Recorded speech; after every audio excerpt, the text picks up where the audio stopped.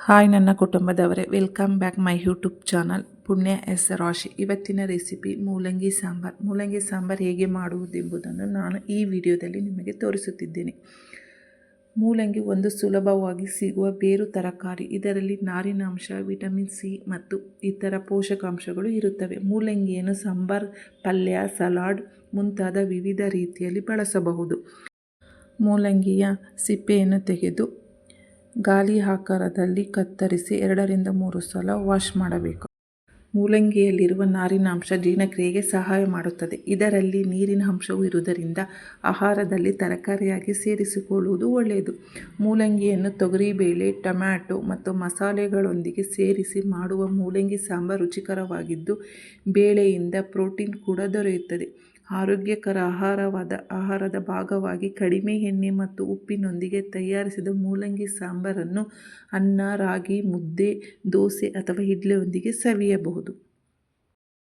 ಕುಕ್ಕರಿನಲ್ಲಿ ತೊಗರಿಬೇಳೆ, ಹೆಚ್ಚಿದ ಮೂಲಂಗಿ, ಟೊಮ್ಯಾಟೊ, ಕಾಯಿ ತುರಿ, 1 ಸ್ಪೂನ್ ಕೊತ್ತಂಬರಿ ಪೌಡರು, ಸ್ವಲ್ಪ ನೀರನ್ನು ಸೇರಿಸಿ ಮುಚ್ಚಳವನ್ನು ಮುಚ್ಚಿ ಸ್ಟವ್ ಆನ್ ಮಾಡಿ 2-3 ವಿಸಲ್ ಬರುವವರೆಗೂ ಕೂಗಿಸಬೇಕು.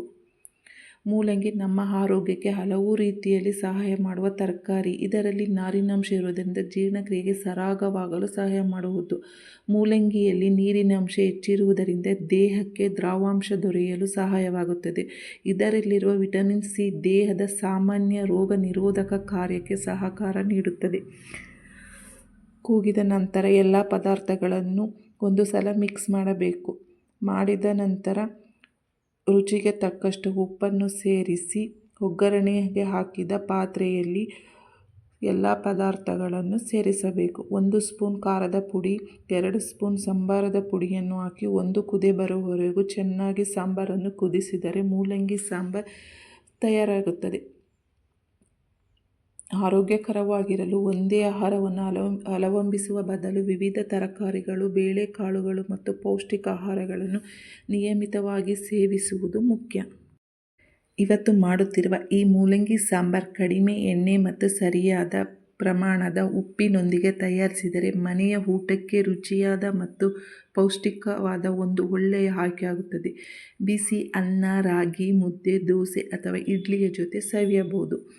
ಹಾಗಾದರೆ ಬನ್ನಿ, ಈಗ ರುಚಿಯಾದ ಮೂಲಂಗಿ ಸಾಂಬಾರ್ ನೀವು ಒಮ್ಮೆ ಟ್ರೈ ಮಾಡಿ ಹೇಗೆ ಇದೆ ಎಂದು ನನಗೆ ಕಮೆಂಟ್ ಬಾಕ್ಸಿನಲ್ಲಿ ತಿಳಿಸಿ. ವಿಡಿಯೋ ಇಷ್ಟವಾದರೆ ಲೈಕ್ ಮಾಡಿ, ಕಮೆಂಟ್ ಮಾಡಿ, ನಮ್ಮ ಚಾನಲನ್ನು ಸಬ್ಸ್ಕ್ರೈಬ್ ಮಾಡಿ. Thank you for watching.